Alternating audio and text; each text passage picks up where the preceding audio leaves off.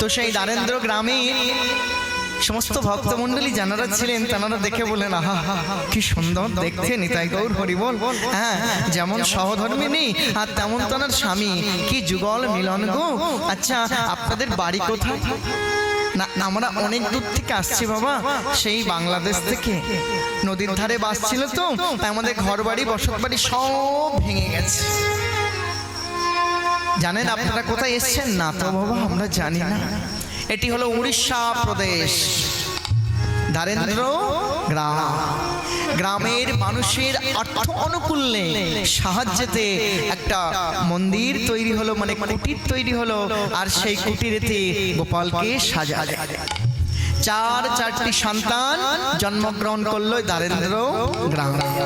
চারটি সন্তান সবাই কম বেশি কৃষ্ণ ভক্ত। নিতাই গৌর হরি বল। এত অভাব, এত সংসারে মা, সংসার চলছে না। তো রথের দিন এসে গেছে প্রায় কাছাকাছি। এখন বাংলা থেকে আপনারা তখন জানেন, তৎকালীন ভারতবর্ষের সব থেকে যাতায়াতের উন্নত প্রযুক্তি বন্দোবস্ত কি ছিল? সব থেকে যদি বেশি ভালো থাকে সেটি হলো পায়ে হেঁটে সব থেকে। কারণ গরুর গাড়ি যেখানে সেখানে কাদায় তো ডুবে যেতে পারে। এটি আমাদের সব থেকে উন্নত প্রযুক্তি ভগবান জন্মলগ্ন থেকে দিয়েছেন, সৃষ্টির আদি থেকে দিয়ে দিয়েছে। তো ভারতবর্ষে পায়ে হেঁটে তৎকালীন ভারতবর্ষ সব থেকে আমরা বেশি ভ্রমণ করতেন। শ্রীকৃষ্ণ চৈতন্য মহাপ্রভু 48টি বছরের মধ্যে 24টি বছর নদিয়া নবদ্বীপে কাটিয়েছেন, 6টি বছর তীর্থ ভ্রমণ করে কাটিয়েছেন। বাকি যেগুলি থাকে 18, তাই তো মা? হিসাবে ভুল হয়ে যাচ্ছে। এখন ব্যাপার হয়েছে কি বলুন তো, টাকা যে আমার কাছে পায় আমার মনে থাকে না, কিন্তু আমি যার কাছে পাই ঠিক মনে থাকে। বয়স হচ্ছে তো। হ্যাঁ, তো এই যে 18টি বছর বাকিটা তিনি লীলাচল গম্ভীরাতে কাটিয়েছেন। হ্যাঁ, তো সেই লীলাচল গম্ভীরাতে জগন্নাথ ভূমি অর্থাৎ শ্রীক্ষেত্র যাকে বলা হয়, জগন্নাথ দেবকে দেখার জন্য ভারতবর্ষের তৎকালীন বাংলা থেকে হাজার হাজার মানুষ রথ দেখতে যেতেন গো। এখন একটু কম হয়ে গেছে, নিতাই গৌর হরি বল। তাও আমার পায়ে হেঁটে। তো মা দুর্গা দেবী বলছে, সেই তো রথের দিন এসে গেছে, ভগবানকে সেবা দিতে হবে, ভোগ লাগাতে হবে। আর চারটি ছেলে মেয়ে আছে, সময় নেই। এক কাজ করো না, তুমি একটু জগন্নাথের কাছে যাও না। কি করব বলো? না, আমারও খুব ইচ্ছা হচ্ছিল একটু জগন্নাথকে দেখতে যাব। আর কিছু বলবে না? বলছিলাম কি, খুব তো অভাব, যদি জগন্নাথের কাছে কিছু একটু চেয়ে আনতে পারো। আমি তোমাকে চাইতে বেশি কিছু বলবো না, শুধু বলো না যে 4টি ছেলেকে নিয়ে আর গোপালকে নিয়ে জগন্নাথ, সংসার ভালো চলছে না, যদি তুমি কৃপা করে আমার স্বাচ্ছন্দ্য একটু ফিরিয়ে দিতে পারো। 4টি সন্তানও সুদামার ছিল, সুদামায়ের সন্তান ছিল। সেই সুদামা একবারও তার বন্ধু রাজা হয়েছিল, ইচ্ছা করেনি যে বন্ধুর কাছে গিয়ে সখার কাছে, বন্ধু বলবো না, সখার কাছে থেকে কিছু চেয়ে আনতাম। কিন্তু সুদামার স্ত্রী বলেছিলেন, হ্যাঁ গো, তোমার সখা দ্বারকায় রাজা হয়েছে, তা সবাইকে নাকি তিনি দান দিচ্ছে, যাও না একবার তার কাছে গিয়ে কিছু একটু চেয়ে আনো না, আর তো সহ্য হয় না গো। কচুর পাতা সিদ্ধ করে মা রন্ধন করে ছেলেদেরকে দিতেন, তুমি দেখতে পাচ্ছ না? সুদামা একটা অপরাধ করেছিলেন তো, তাই লজ্জায় যেতে পারছে না, গুরুকুলে থাকতে অপরাধ হয়েছে। সেই সুদামা গিয়েছিলেন, আপনারা সবাই জানেন, ওদের নাড়ু নিয়ে। দূর থেকে ওনাদের আদি গোবিন্দ আমার যখন জানতে পারলেন যে সুদামা দ্বারকাতে প্রবেশ করছে, ছুটে গেছিলেন সুদামাকে নিয়ে আসার জন্য। ছুটে গিয়ে তাড়াতাড়ি করে জড়িয়ে ধরে সুদামাকে কোলে তুলে নিয়েছে। রাজপ্রাসাদের মধ্যে প্রবেশ করে সোনার সিংহাসনে সুদামাকে বসিয়ে মা রুক্মিণী সত্যভামা দেবীকে বলেছিলেন, রুক্মিণী, সত্যভামা দেবী, সোনার থালা নিয়ে এসে জল নিয়ে এসো। সোনার থালাতে ভক্তের চরণ রুখানি রেখে দিয়েছে আর জল দিয়ে ধৌত করে দিয়েছিল। তাতেও যখন ক্ষত বিক্ষত চরণটুকু থেকে রক্ত যাচ্ছে না, রুধির ধারা যাচ্ছে, অসহ্য কাঁটার যন্ত্রণা, কুশের যন্ত্রণা, পায়ে হেঁটে গেছে তো বাবা।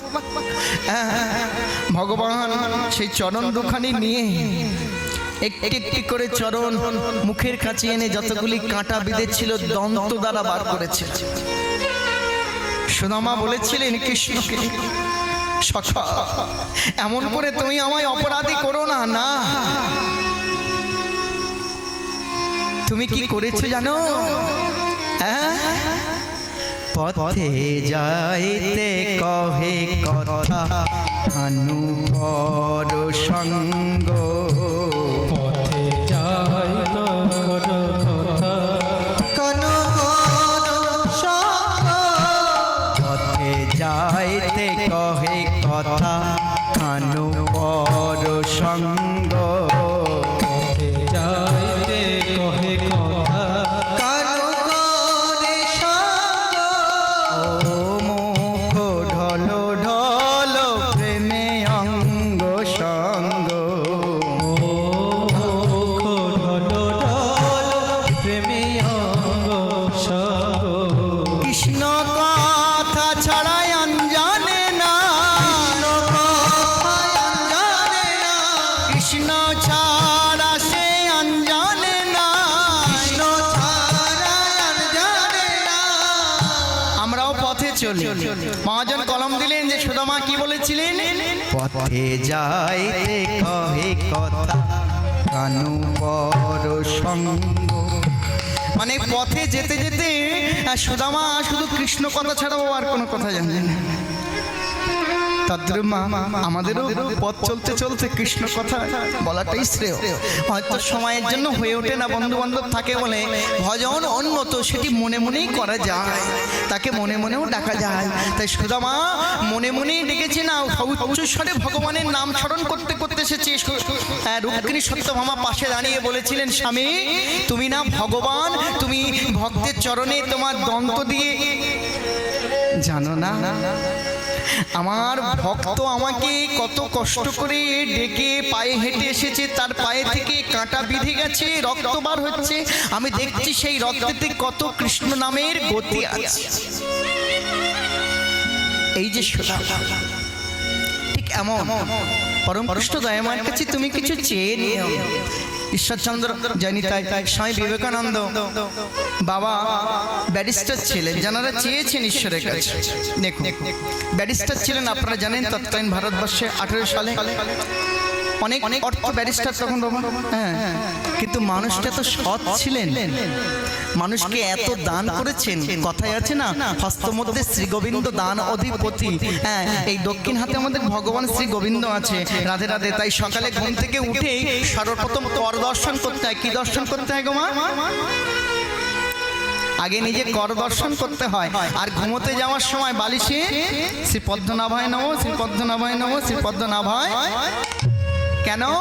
সকাল হলে তো ভালো, যদি না হয় সকাল হলে ভালো, না হলে পরকাল। যদি ঘুম ভেঙে যায় তো ভালো, আর না ভেঙে যায় কি, যা ছিল সন্ধ্যেবেলা আমার সকালবেলা হয়ে যাবে সরকারি, আর আমার নয় নিতাই গৌর। তো তৎকালীন ব্যারিস্টারি থাকা সত্ত্বেও মানুষটির অভাব হলো কেন? খুব অভাব হয়েছিল। তো স্বামীজি সে অভাব সহ্য করতে পারেনি, দক্ষিণেশ্বরে ঠাকুরের কাছে গিয়েছিলেন, রামকৃষ্ণ পরমহংসদেবের কাছে। ঠাকুর, হ্যাঁ রে কিছু বলবি বিলে? না, বলছিলাম কি তুমি তোমার মায়ের সাথে রোজ কথা হয় তাই না, এত মন ভারাক্রান্ত কেন? না, বলছিলাম কি বলছিলিস? বলছিলাম কি তোমার মায়ের সাথে রোজ দেখা হয়। দেখা হয় কি রে? তোর সাথে যেভাবে কথা বলছি সেইভাবে আমার মায়ের সাথে কথা হয়। তা বলছিলাম এক কাজ করো না, তোমার মাকে একটু বলে দাও না, আমাদের বাড়িতে খুব অভাব, যদি কিছু তোমার মা দিয়ে দেয়। দূর শালা, তুই আর চাওয়ার জায়গা পেলি না, গুরুর কাছ থেকে চাইতে হবে। যদি তোর চাওয়ার ইচ্ছা হয় একান্ত, তুই নিজে গিয়ে চেয়ে নে মায়ের কাছে। মা তো জগৎ জননী, মা সবাইকে দেওয়ার জন্য বসে আছে, একবার তার কাছ থেকেই চেয়ে। স্বামীজি গিয়েছিলেন, যতবার 3বার গিয়েছিলেন, যতবার গিয়েছেন 3বারের মধ্যে একটাই চাওয়া, মামার জ্ঞান দাও, বিবেক দাও, বৈরাগ্য দাও, আমায় আর কিছু চাই। আমার চেতনা চৈতন্য করে দেওয়া আনন্দময়ী আমার চেতনা চৈতন্য করে দে মা চৈতন্যময়ী আমার চেতনা চৈতন্য করে দে মা চৈতন্যময়ী চৈতন্যময়ীর কাছে চাওয়াটা কি? আমার জ্ঞান বিবেক বৈরাগ্য দাও, আর কিছু না। আমার চেতনা চৈতন্য করে দেওয়া আনন্দময়ী আর চেতনা চৈতন্য করে দে মা চৈতন্যময়ী ও তোর সাগরে ডুবে আমি হব মাতো পদাশ্রয়ে কত ভাব সাগরে ভেসে আমি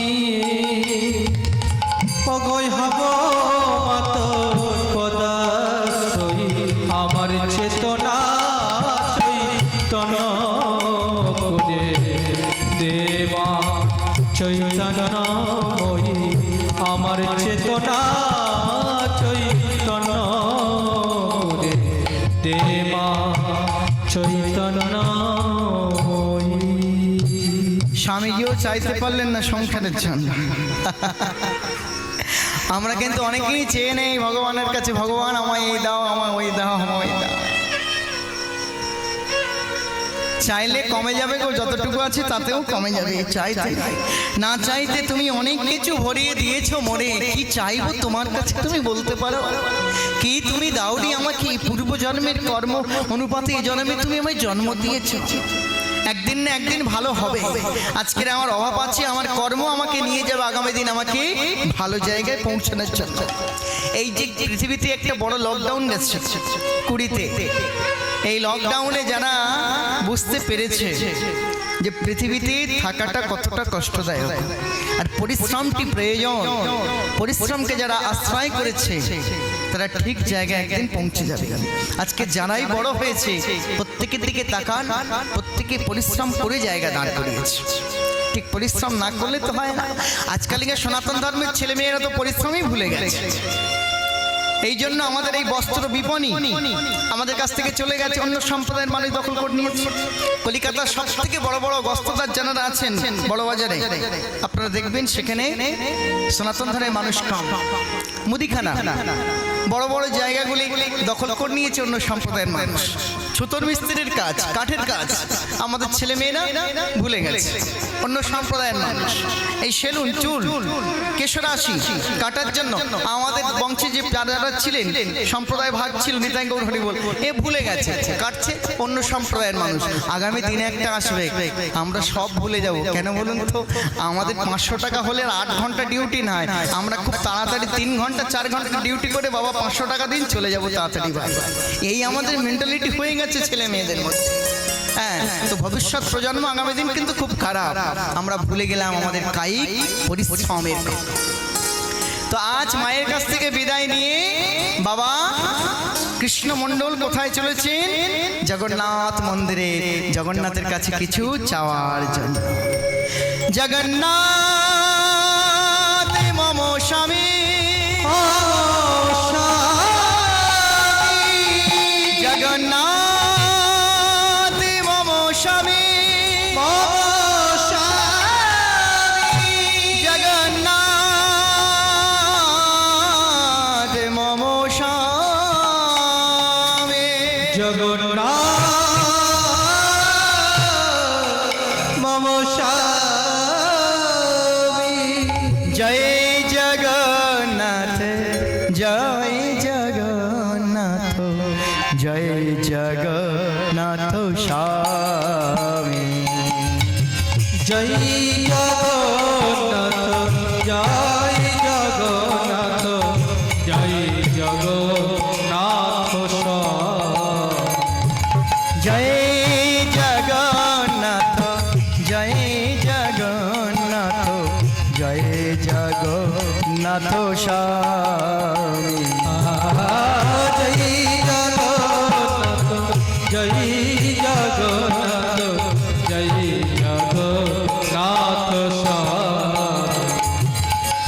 জয় জগন্নাথ স্বামী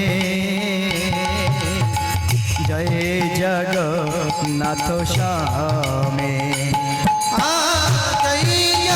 জগন্নাথ স্বামী জয় জগন্নাথ স্বামী।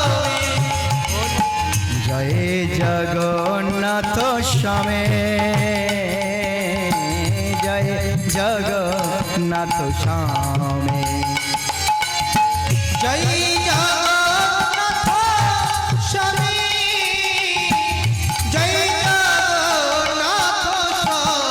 জগন্নাথ জি কি জয় জগন্নাথ জয় জগন্নাথ জয় জগন্নাথ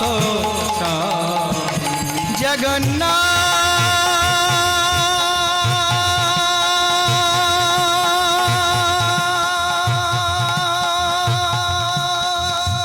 মম স্বামী।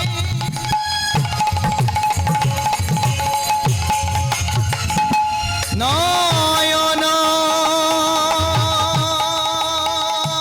পথগামী ভব তুমি। জয় জগন্নাথ জয় জগন্নাথ জয় জগন্নাথ স্বামী। জয় জগন্নাথ জয় জগন্নাথ জয় জগন্নাথ স্বামী। শ্রীকৃষ্ণ চৈতন্য মহাপ্রভু কি অনাদি রাধি গোবিন্দ কি। জগন্নাথ ধাম শ্রীক্ষেত্র পুরী ধাম। এই জগন্নাথ মন্দিরে কত মানব থাকে গো আমাদের। তবে জগন্নাথ মন্দিরে এখন গেলে একটা 10 টাকা 20 টাকা 50 টাকা একটা বস্তা পাওয়া যায়, ভোগের বস্তা। নিতাই গো লাল কাপড় দিয়ে তৈরি নিতাই গৌর হরি বল।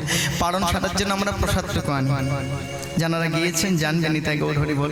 হ্যাঁ, তো সেই জগন্নাথ ভূমে গিয়ে জগন্নাথ দেবকে দেখে, জগন্নাথ ভূমে তিনটি রথ, তাই তো? 3টি না 6টি?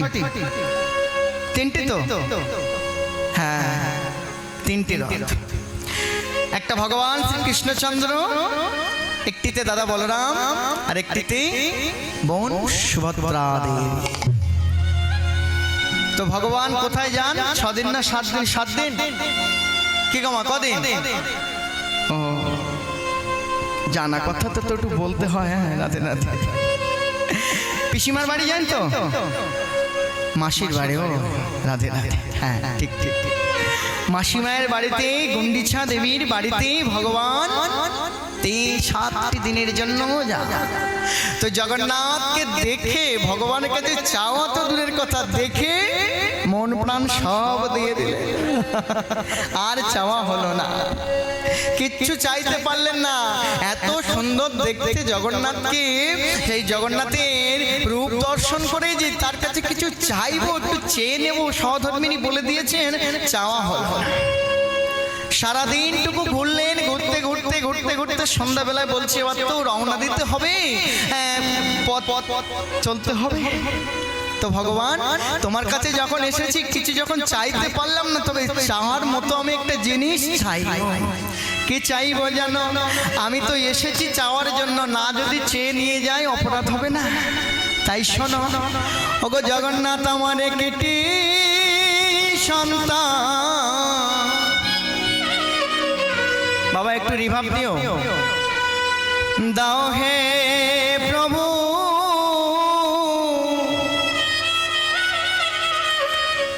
ওই না তোমার সেবার তরে আমার একটি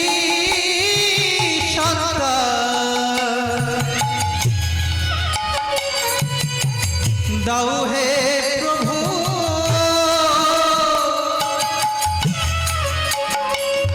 ওই না তোমার সেবা করে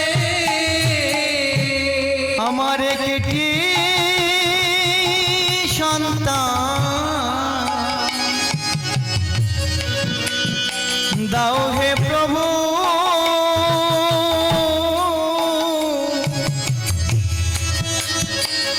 ওই না তোমার সেবার তরে আমার একটি সন্তান দাও হে প্রভু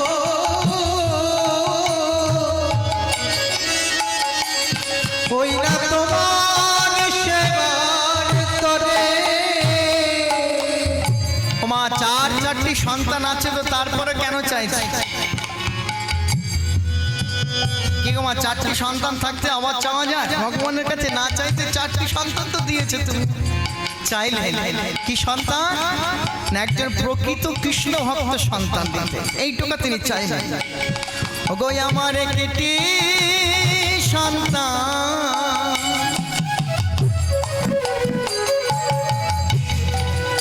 দাও হে প্রভু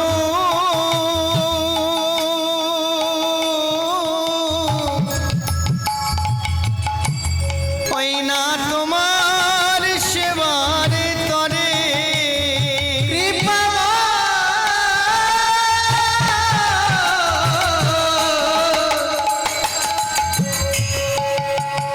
আমার একটি সন্তান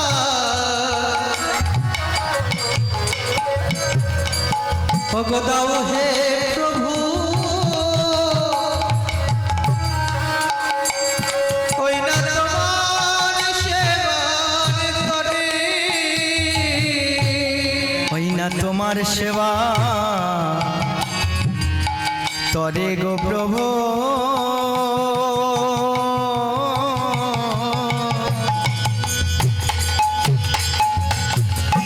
ওই না তোমার সেবার তরে ওই না তোমার সেবা তরে প্রভু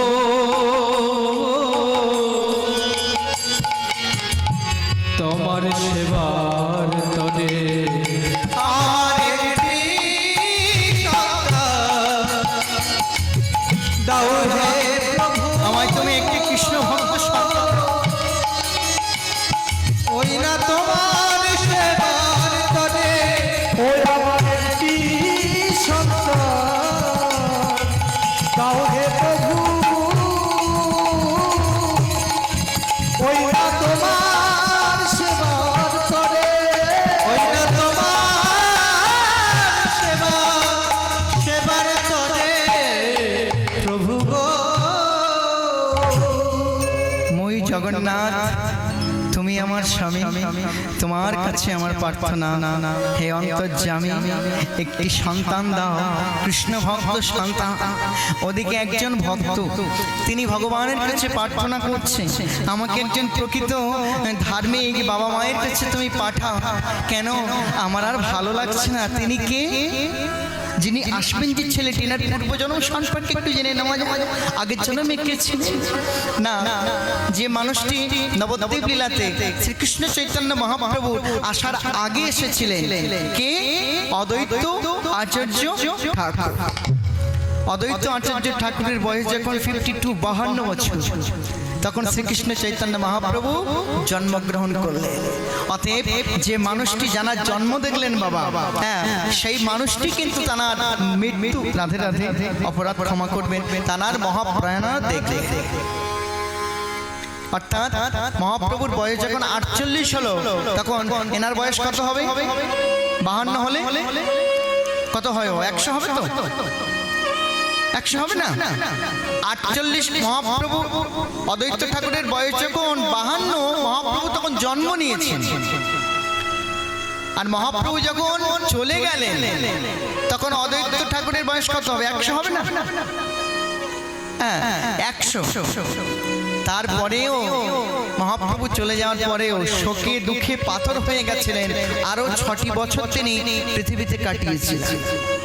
এই 6টি বছর কাটানোর পর তিনি ফিরে গেছিলেন তানার স্বাদের কৈলাসে গিয়ে মা পার্বতীকে দেখে বলেছিলেন, পার্বতী জানো তো ভালো লাগছে না কৈলাসে, ভক্ত সঙ্গ করে এসে আমার আবার মর্তধামে কেন যাওয়ার ইচ্ছা হচ্ছে আমি বুঝতে পারছি। আমার হয়তো কিছু কর্ম এখনো বাকি আছে। পার্বতী তুমি একবার বলো না, পরম কৃষ্ণ দয়াময়কে একটু বলো না আমাকে যেন আরেকবার তিনি পাঠান কৃপা করে। সাধনাতে বসলেন ভগবান কৃষ্ণচন্দ্র অনাদির আদি গোবিন্দ পরম কৃষ্ণ দয়াময়, ভূলোক ভুবলোক জনলোক কপলোক গোলোক বৈকুণ্ঠ বৃন্দাবনের অধিষ্ঠাতা, নিরাকার বিশ্ব ব্রহ্মাণ্ডের মালিক, সাকার রূপে যাকে দেখা যায় সেই পরম সত্তা অনাদির আদি গোবিন্দ আশীর্বাদ করলেন, যাও তো ভক্ত ঘরেই তুমি জন্মগ্রহণ করো, সময় হয়ে গেছে। সেই অদ্বৈত আচার্য ঠাকুর এই বাড়িতেই আসবেন। কোথায়? কৃষ্ণমণ্ডল বাবার ঘরে। তাই ভগবানের কাছে প্রার্থনা করেছেন, চেয়ে নিয়ে এসেছেন একটি বর। কি বর? না কৃষ্ণ ভক্ত সন্তান দিও, যেমন তেমন সন্তান নয়। পুত্র যদি মুদ্রের সমান হয় সেই পুত্রের বদনও দেখা যায় না। মূত্র যেমন আমরা বিসর্জন করে দিয়ে বাবা আর তার দিকে ফিরে তাকাই না, ঠিক তদ্রূপ পুত্র যদি সংসারে জন্মগ্রহণ করে, যার জন্য বাবা মাকে জেল যদি কাটতে হয়, সেই পুত্র থাকার থেকে না থাকা অনেক ভালো। তাই গৌর হরি বল, পরম কৃষ্ণ দয়াময়ের কৃপায় আজকে সেই দ্বারেন্দ্র গ্রাম আধুনা আমাদের মেদিনীপুরের মধ্যে পড়ছে গোপীবল্লভপুর। সেই গ্রামে আজকে 10 মাস 10 দিন পরে আনন্দের রোল। কেন? মা আমার গর্ভবতী হয়েছিলেন, আর আজকে শুভ দিনে শুভক্ষণে দারেন্দাতে জন্ম নিল শ্রী দুঃখী নন্দ।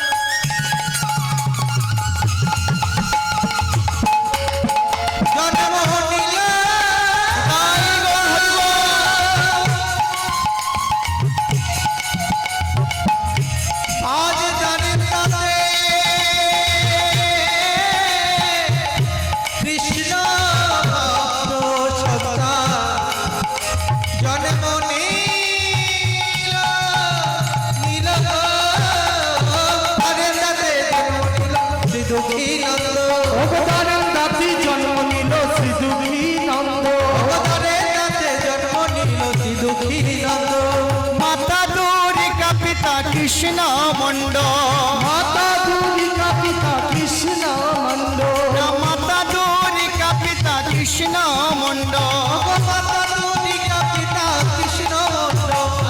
আনন্দ ধরে না, আনন্দ ধরে না, আনন্দ ধরে না, আনন্দ ধরে না, আরেন্দাতে দেখো আজি আনন্দ ধরে না, দেখো আজি আনন্দ ধরে না।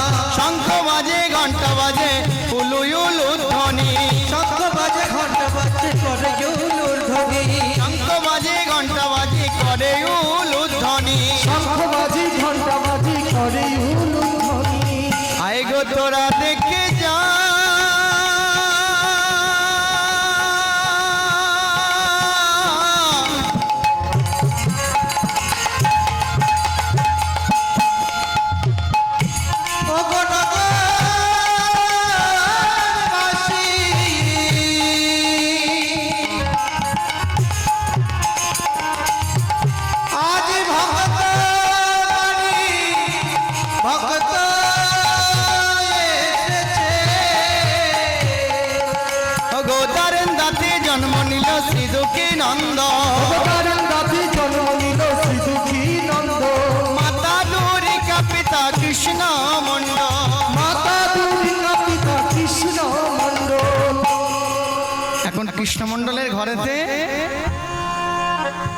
ভক্তের ঘরে আজকে ভক্তির আগমন ঘটেছে।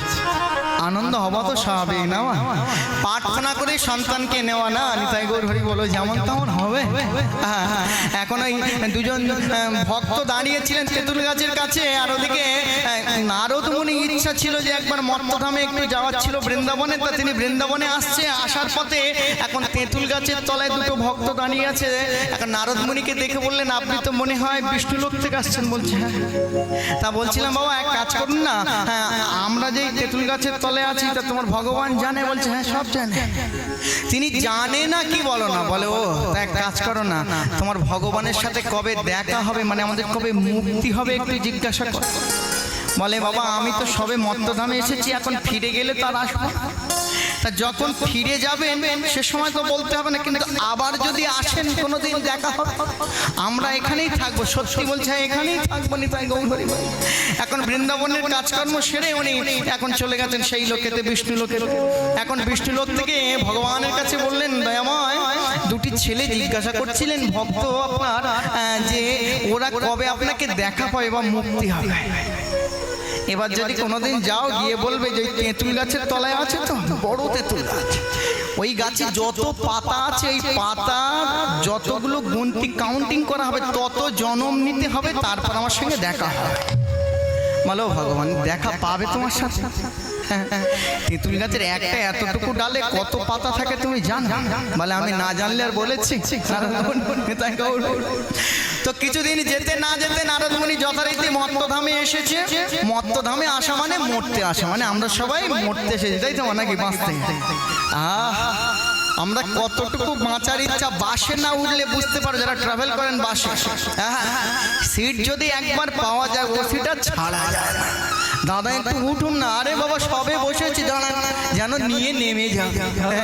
ও রেজিস্ট্রি করা সিট। নিতাই গো বাসে না উঠলে বোঝা যাবে যে আমি পৃথিবীতে কতটুকু থাকবো না। যাই হোক পরম কৃষ্ণ দয়াময় কৃপায় এখন নারদ মুনি যথারীতি দেখা হয়ে গেছে। অদৃষ্টের লেখা তো না, নিতাই গৌর হরি বল। তা বলছিলাম দেখা হলো? বলে হলো মানে কি কথা হয়ে গেছে?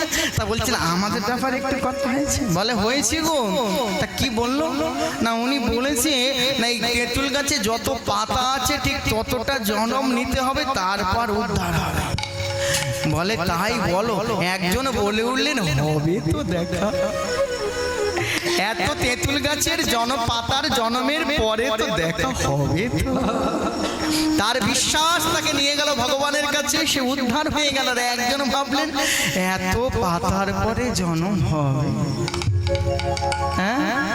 তাই আপনার বিশ্বাস আপনাকে নিয়ে যাবে কোথায়? সেই লোকের কাছে। আপনার বিশ্বাসে সব কিছু হয়। আপনি বিশ্বাস করে যদি কোনোদিন ভজন করতে বসেন, মা এটুকু বলবো, রাতের অন্ধকারে যদি ছাদ দেওয়া বাড়ি থাকে, জানাদের নেই তানাদের জন্য আছেন, তাই গৌর হরি বল। সবাই যখন ঘুমিয়ে পড়বে একবার চিলেকোঠার দরজাটুকু খোলো, আর ছাদের একটা সাইডে বসে যায়, আকাশের দিকে তাকিয়ে একবার ভগবানকে প্রার্থনা করো।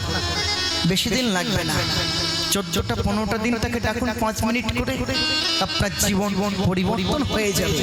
জানাদের নেই সবাই যখন ঘুমাবে বাড়ির উঠানে যেখানে সচরাচর আপনাকে দেখতে পাবে না, সেই জায়গায় বসে যান পবিত্র একটি আসন নিয়ে। কথায় আছে ভজনের আসনে কাউকে বসতে দিতে নেই। বাড়িতে যে পাত্রে আপনি সেবা নেন সেই পাত্রটি আর কেউ সেবা নেবে না। যে আসনটিতে আপনি বসবেন ওই আসনটি শুধু আপনার জন্য, অন্য কেউ আসনে বসবে না। এইগুলো পবিত্রতা। নিতাই গৌর হরি বল। ভজনের একটি পথ, এগুলি ধাপ মাত্র। আমরা কি হয় বেশিরভাগ আমাদের বাড়িতে একই থালা আছে, নিতাই গৌর হরি বাসনপত্র আছে, সেগুলি জানারা এলেন আত্মীয় স্বজনকেও দিয়ে দিলাম, আমিও নিয়ে নিলাম। না, ভক্ত হতে গেলে ওগুলিকে বাদ দিতে হবে। আত্মীয় বাড়িতে গেলেন, ছোট একটা ঝোলার মধ্যে থালি নিয়ে চলে যান, আপনার থালিতে আপনি সেবা নেন। আপনারা হয়তো অনেকে বললেন বাবা অত করার সময় আছে, 9 মাস 6 মাসে একবার কুটুম বাড়িতে যাও, তাহলে ইউজ অ্যান্ড থ্রো যে থালা আছে তাই বলে দিন, উইতে করে দিন। তো পরম কৃষ্ণ দয়াময়ের কৃপায় আজকে দ্বারেন্দ্র গ্রামের আনন্দে সবাই উৎফুল্ল হয়ে উঠলেন, কিন্তু ছেলে জন্মগ্রহণ করে কাঁদে না।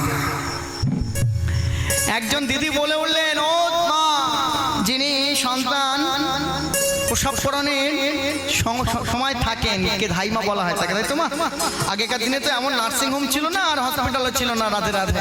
হ্যাঁ, তো তখন যে ঘরের সন্তান জন্ম নিত এই ঘরটিকে কি বলা হতো? প্রসূতিকা গৃহ। হ্যাঁ, রাধে রাধে। তো ওই মাকে বলছে সন্তান তো কাঁদছে না গো। একজনে বলে উঠলেন, মা গো, ওর বদনে একটু মধু দিয়ে দাও। এমন সময় বাবা কৃষ্ণমণ্ডল বললেন, না, জগৎ সংসারে যে মধু আছে এ মধু তো সঞ্চয়ের মধু। যে মধু মৌমাছি সঞ্চয় করে আনে, সঞ্চয় করে আনে, ওই মধুর মধ্যে কামনা বাসনা থাকে মৌমাছি। ওই মধু তো আমার সন্তানের বদনে দিতে পারবো না, দিতে পারবো না। নিতাই গৌর হরি বল। মা, যে মধু আমরা পান করি, নিতাই গৌর হরি বল, মৌমাছি যেগুলি নিয়ে আসেন চাকে, সে সঞ্চয় করে রাখে কেন? তার আগামী দিনের জন্য, আগামী প্রজন্মের জন্য। সেটি আমরা জোর করে তাদের কাছ থেকে ছিনিয়ে নিয়ে আমরা গ্রহণ করি। নিতাই গৌর হরি বল। ওই মধু খালে মৌমাছির কামনা বাসনায় আছে, কামনা বাসনায় আছে। সেই মধু পান করার সাথে সাথে জগৎ সংসারের কামনা বাসনা সবই আমার ছেলের মধ্যে প্রবেশ করিবে। তা বাবা, তোমার ছেলেকে তুমি কি খাওয়াবে? খাওয়াও। কাঁদছে না। ছেলেটি কি করলেন? নিতাই গৌর হরি বল। বাবা কি করলেন? আমি একবার যেতে পারি অন্তর্মহলে? নিশ্চয়। রাধে রাধে। ছেলেটিকে কোলে নিয়ে বলছে, খোকা, যখন ভগবানের কাছে প্রার্থনা করে তোমায় পেয়েছি, সেই ভগবানের নাম তোমার কর্ণে দিলাম, তুমি ভগবানের নাম স্মরণ নিয়ে একটু কেঁদে ওঠো। রাধে রাধে। কৃষ্ণ নাম কর্ণে কে শোনাবে, পিঞ্জিরা ছাড়িয়া একদিন পাখি তোর পলাইবে। কৃষ্ণের নাম করলে কে আর শোনাবে, পিঞ্জরা ছাড়িয়া একদিন পাখি তোর পালাবে। কৃষ্ণের নাম করলে কে আর শোনাবে, পিঞ্জিরা ছাইরা পাখি একদিন তোর পালাইবে। আমা বাবা, যতদিন আমরা আছি ততদিন নিঃশ্বাসেতে তো বিশ্বাস নেই। হ্যাঁ, তো কৃষ্ণ নাম কর্ণে শুনবো জানি না, সাধুজন সজ্জনার কাছে। কারণ যখন তখন এই দেহ ছেড়ে পাখিটুকু চলে যেতে পারে, আর তার সাথে আমার দেখা নাও হতে পারে। কৃষ্ণের নাম করলে কে আর শোনাবে, পিঞ্জরা ছাড়িয়া একদিন পাখি তোর পালাবে। মা কান্দে বাবা রে বাছা, বহিনে কান্দে সাধের দাদা, ঘরের রমণী কান্দে পিঞ্জারা ধরিয়া। ও মা কান্দে বাবা রে বাছা, বইনে কান্দে সাধে দাদা, ঘরের রামণী কান্দে পিঞ্জিরা ধরিয়া। আমরা যখন চলে যাব, এই দেহ পরিত্যাগ পরিত্যাগ করে মা যদি বেঁচে থাকে, বাবা মায়ের আগে যদি যায়, মা কাঁদবে, সারা জীবন ধরে কাঁদবে। ঘরে যিনি আমার বোন আছে, তাই গৌর হরে বলে আমার দিদি আছেন, তারাও কাঁদবে। কিন্তু আমার যিনি সহধর্মিণী আছেন, তিনি এই পিঞ্জরাখানি ধরে কাঁদবে। পিঞ্জরা বলতেই দেহ, এই দেহখানি ধরে কাঁদবে, ওগো তুমি তো চলে গেছো, কিন্তু আমায় দেখবে কে? তাই মহাজন বললেন, মা কান্দে বাবা রে বাছা,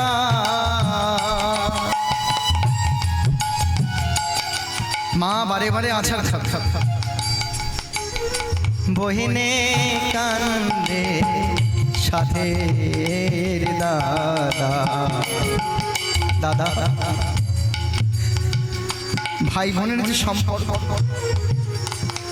দাদা যদি কোনোদিন আগে চলে যাবে, বোন তো কাঁদবে, কাঁদবে না দাদা? আর যাই হোক না কেন, বছরে একবার এসে আমি ভাই ফোঁটা করবো কোথাও? আমি বছর আনতে একবার এসে কার হাতে রাখি পারবো? তুমি বলতে পারো দাদা তুমি চলে গেছে। কিন্তু এই পিঞ্জরাকে বাবা মা যেদিন তিন তুলসী দিয়ে অগ্নি সাক্ষী করে একজনের হাতে তুলে দিয়েছিলেন, সেই ঘরের রমণী বারে বারে আছাড় খেয়ে শিরে করাঘাত করে কাঁদবে। মা কান্দে বাবা রে বাছা,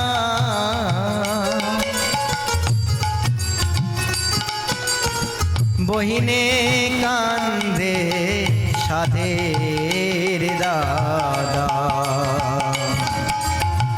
ঘরের রমণী কান্দে পিঞ্জরা ধরিয়া, কৃষ্ণের নাম করলে কে আর শোনাবে, পিঞ্জরা ছাড়িয়া একদিন পাখি তোর পালাবে, পিঞ্জরা ছাড়িয়া একদিন পাখি তোর পালাবে। এই দেহ নিয়ে আমাদের কত গৌরব।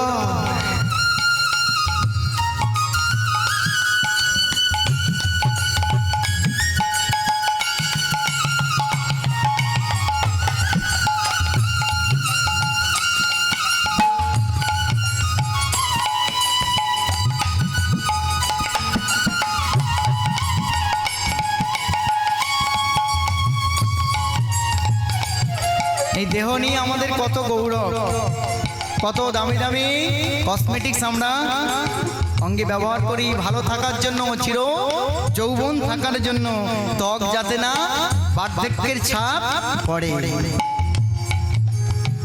দেহের গৌরব কইর না রে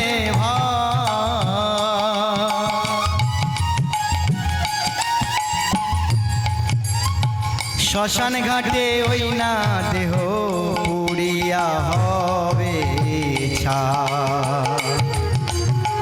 দেহেরি কইরা করিও না রে ভাই, শ্মশান ঘাটে ওই না দেহ পুড়ে হবে ছাই। কৃষ্ণ নাম করনে কে শোনাবে, পিঞ্জিরা ছাড়িয়া একদিন পাখি তোর পলাইবে, পিঞ্জিরা ছাড়িয়া একদিন পাখি তোর পলাইবে। কৃষ্ণের নাম করে কে আর শোনাবে, পিঞ্জরা ছাড়িয়া একদিন, পিঞ্জরা ছাড়িয়া একদিন, পিঞ্জরা ছাড়িয়া একদিন পাখি পালাবে। কৃষ্ণ চৈতন্য মহাপ্রভু কি, অনাদি রাধি গোবিন্দ কি। এই যে কৃষ্ণ নাম, সত্যি বাবা দেহতীত আত্মা তো একদিন চলে যেতে হবে, মৃত্যুর স্বাদ আমাদের প্রত্যেককে গ্রহণ করতে হবে, আজ না হলে তো কাল। কেন মৃত্যু পথযাত্রার পথিকের লাইনে আমরা দাঁড়িয়ে আছি, আমার আগে জানার নামটি চলে আসবে পরের দিন ঠিক আমার নামটা। কেটে যাবে এই পৃথিবীর খাতা থেকে। তাই গৌর হরি বল। তাই সেই ছেলেটির কর্ণে কৃষ্ণ নাম দিয়ে দিলেন। এই না কৃষ্ণ নাম দিলেন, সঙ্গে সঙ্গে ছেলেটি কেঁদে উঠল। দেখলে তো, কৃষ্ণ নাম দিয়েও ছেলেকে কাঁদানো যায়।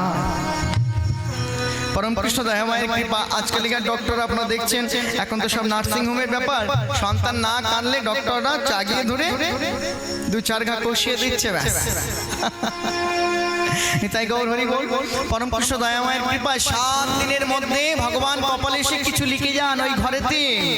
আজ কিন্তু ভগবান বিপদে পড়েছেন। তাই গৌর হরি বল। সব নার্সিং হোম আর হসপিটাল, সেখানে কপালে লিখতে গেলে সবার সামনে লাইটের উপর লিখতে হবে। তখন তো একটা ছোট্ট প্রদীপ জ্বলতো টিম টিম করে, আর একটা কালি বয়াম আর একটা পেন দিয়ে দেওয়া হতো, মানে বাঁশের কঞ্চির বা কোনো কিছু নেই, তাই লকড়ি দিয়ে দেওয়া হতো। তাতে সকালে এসে গোবিন্দমা 7 দিনের মধ্যে কপালে কিছু লিখে দিয়ে যেতেন, যা কিছু লিখে দিয়ে যেতেন। রাধে রাধে, মানে আমার কর্ম অনুপাতে ফল। তো পরম কৃষ্ণ দয়াময়ের কৃপায় ছেলেটি বড় হতে থাকলেন বাবার কাছে। আর 4টি ছেলে, তারাও বড় হয়ে গেছে, সংসারে হাল ধরেছে বাবার সাথে। তো প্রত্যেক দিনের ন্যায় এখন সেই যে চৈতন্য চরিতামৃত পাঠের একটা ব্যাপার আছে আপনাদের এই মেদিনীপুরেতে। নিতাই গৌর হরি বল। বাবা সন্ধ্যাবেলায় সমস্ত কর্মাদি করে চৈতন্য চরিতামৃত নিয়ে বসেছে। ছোট্ট ছেলেটিও বসেছে।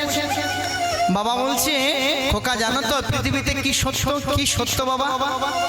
এই পৃথিবীতে একমাত্র হরি নাম সত্য। আর কি সত্য বাবা?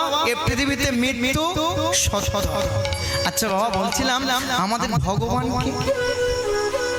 এই দেখো, অনাদিরাদি গোবিন্দ পরম কৃষ্ণ দয়াময় ভগবান। এই পৃথিবীতে তাকে ভজনা সাধনা করলে, তাকে ডাকার মতো ডাকলে আর কাউকে ডাকতে হয়। আচ্ছা বাবা, তাহলে বাবা মাকে? বলছে বাবা মা তো জন্ম দিয়েছেন কর্ম করার জন্য, তোমাকে পদ বলে দেবে, কৃষ্ণ সেবার পদ বলে দেবে, তোমাকে সেই পথটুকু অবলম্বন করতে হবে।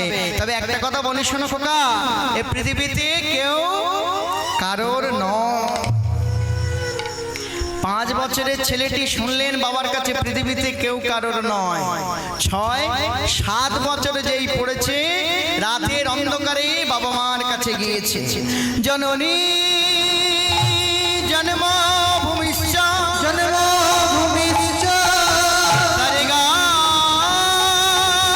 গপি গরিয়সি সর্গগামি গরীয়সি সর্গো পিতা ধর্মো পিতরি পিতিমাপন্নে প্রিয়ন্তে সর্বদেব সর্বদেব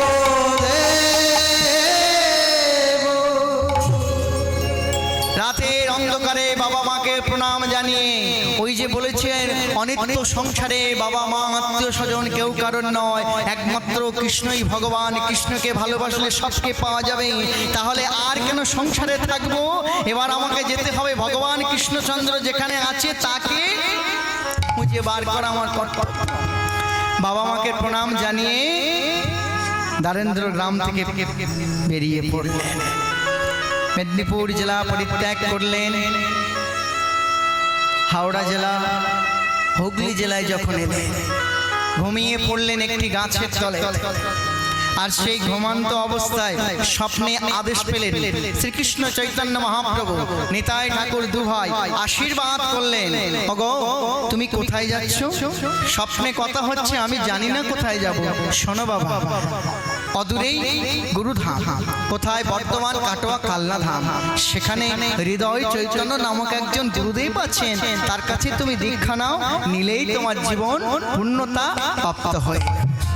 ঘুম ভেঙে গেছে, আবার পথ চলা শুরু করবে। পথ চলতে চলতে একদম বর্ধমান কাটোয়া কালনাতে চলে এসেছে। সকাল হয়ে গেছে। এক দাদুকে বলছে, দাদু, ও দাদু, দাদু, এই বলছিলাম কি, এই তুই সকালবেলা দাদু দাদু করছিস কেন? না আমি ডাকছিলাম, বলছিলাম কি, তা কি বলবি বল না। তোকে তো দেখে মনে হচ্ছে না যে এখানে থাকিস। না না, আমার এখানে বাড়ি নয় গো। কোথায় বাড়ি? আমার বাড়ি সেই ধারেন্দ্র গ্রাম, গোপীবল্লভপুর। ওরে বাবা, তা তুই কেন বার হয়েছিস? না সংসার ভালো লাগছে না। ও বুঝেছি, ছোটবেলায় থেকে চিন্তা ভাবনা নিয়েছিস পরিশ্রম না করে ভিক্ষা করে খাই। হ্যাঁ, ভালোই সিস্টেম তৈরি করেছিস। দাদু শোনো শোনো, আমি ভিক্ষা করতে আসি নাই। আমি কি ভিক্ষা করি জানো?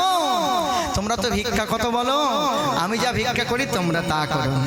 প্রেমের ভিখারি আমি, প্রেমে ভিক্ষা করি, যাব গো নদিয়া। প্রেমের ভিখারি প্রেম ভিক্ষা করি যাব নদিয়া। প্রেমের ভিখারি প্রেম ভিক্ষা করি যাব গো নদিয়া। আমি প্রেমের ভিখারি প্রেম ভিক্ষা করি যাব নদিয়া। প্রেমে ভিখারি প্রেমে ভিক্ষা করি, যাব গো নদিয়া। প্রেমের ভিখারি প্রেম ভিক্ষা করি যাব নদিয়া। মুখে হরি হরি বলে, দুটি বাহু তুলে, হরি হরি বলে দুটি বাহু তুলে, হরি হরি বলে, দুটি বাহু তুলে, এ হরি হরি বলে দুটি বাহু তুলে যাব গো নদিয়া। প্রেমের ভিখারি প্রেম ভিক্ষা করি যাব একটু উলুধ্বনি গাই গো, হরি বল হরি বল। ভিখারি প্রেম ভিক্ষা করি যাব